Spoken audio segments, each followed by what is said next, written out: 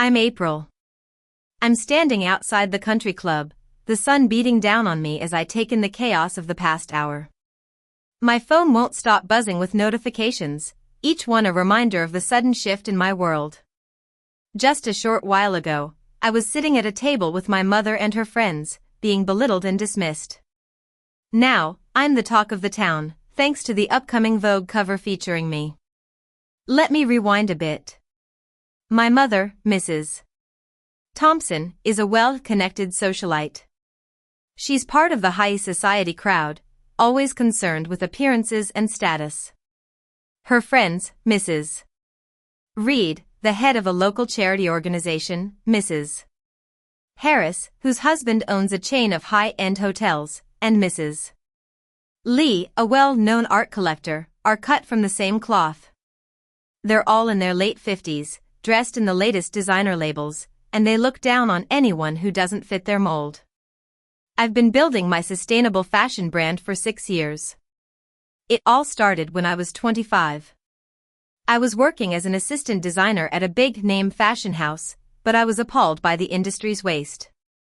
The overproduction, the exploitation of workers in developing countries, and the environmental damage were too much for me to ignore. So, I quit my job and started small.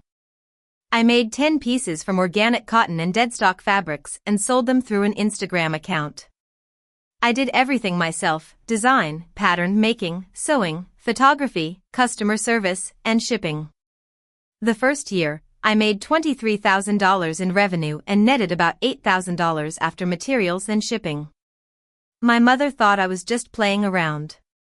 She kept telling me to get a real job at a big fashion brand, like a job at a famous runway label. She believed that if I wasn't working in a high-profile corporate position, I wasn't successful. As the years went by, my business grew. In the second year, I made $180,000 in revenue.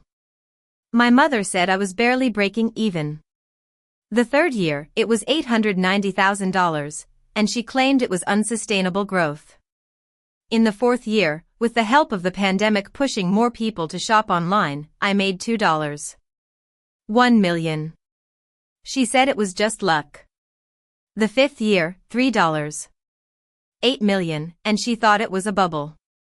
Just 3 months ago, at the end of the sixth year, my company made $4.7 million in revenue with a 32% profit margin, and we had a wait list of 15,000 customers. But my mother never believed me. She never visited my 12,000 square foot studio in Brooklyn that I bought last year for $2.3 million, with a 40% down payment and a mortgage for the rest. She never asked to see the financial statements or attended any of the industry panels I spoke at. Today's lunch at the country club was my mother's idea. She insisted I come, saying I needed to network and find a real career. I showed up in my usual comfortable clothes, vintage jeans, a gray hoodie, and white sneakers. When my mother saw me at the entrance, her face dropped. "That's what you're wearing?" she said, looking around at the other women in their Chanel suits and expensive jewelry. "April, this is a professional lunch." I told her I was comfortable, but she said I looked homeless. I didn't bother arguing. I'd learned over the years that it was pointless. When we reached the table, my mother introduced me to her friends. "This is my daughter, April. She's between opportunities right now," she said, with an apologetic tone. I quietly corrected her, saying I ran my own company. She waved it off, saying I just made dresses in my apartment. I explained that I designed sustainable fashion and manufactured ethically in Portugal and Guatemala. Mrs. Reed smiled politely and called it a hobby business. Mrs. Harris patted my hand and asked if I'd thought about a real career. Her husband's company was always looking for administrative assistants. My mother then launched into her usual speech about how I had so much promise. I'd graduated from a top fashion school, but instead of working for big names like Dior or Prada, I was struggling with this startup that hadn't gone anywhere.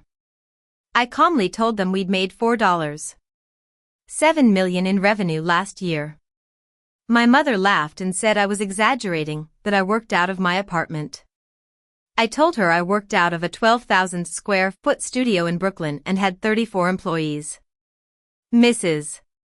Lee raised an eyebrow and said it was impressive for a small operation, but my mother interjected, saying it wasn't sustainable and that I was burning through savings.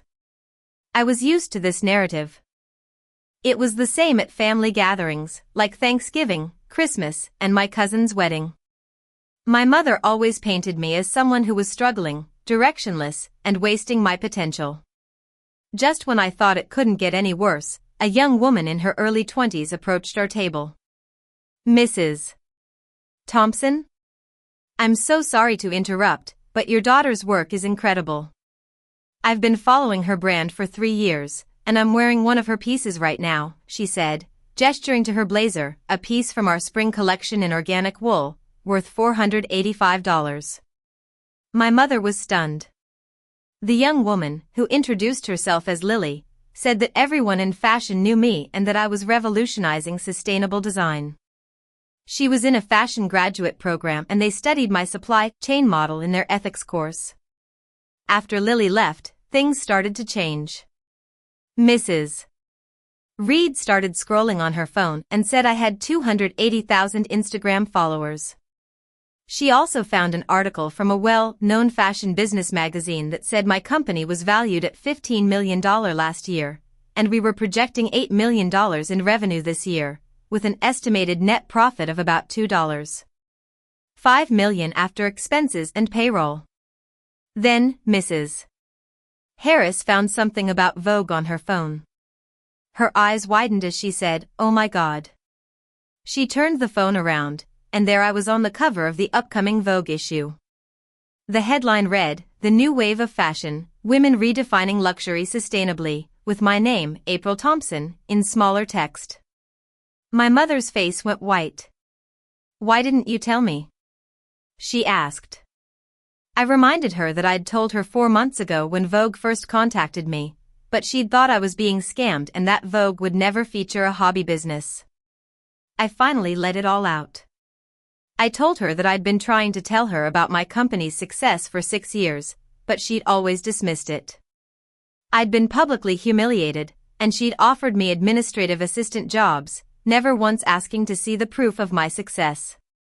Mrs. Reed and the others apologized, saying they'd made assumptions based on my mother's narrative. My mother started crying and said she was trying to protect me, that she'd seen so many young people fail with startups. But I told her that instead of supporting me, she'd undermined me. As the news of the Vogue cover spread, my phone started buzzing with congratulations. My studio manager texted me that the cover had crashed our website, and we'd gained 40,000 new followers in 2 hours, with pre-orders through the roof. My best friend, Zoe, texted me, saying I looked amazing on the cover and that my quote about my mother was well-deserved. She asked how I was feeling. I stopped on the sidewalk to think about it. I felt vindicated, hurt that it took a Vogue cover for my mother to believe me, and angry about the years of dismissal. But I was also incredibly proud. I'd built a meaningful business despite the doubt, and I'd stayed true to my values. My mother texted me later, saying she'd read the article and that I was right about everything. She apologized and said she loved me. I told her that love wasn't enough, that I needed respect and for her to believe in me without external validation. She said she understood and that she'd wait for me to be ready to talk. Now, as I stand here, I know that the Vogue cover is just a moment. The real success is the business I've built, the jobs I've created, and the community I've formed. I'm walking towards the subway, my phone still buzzing with notifications. I'm ready to face the future, with or without my mother's immediate support, because I know I've made it on my own terms.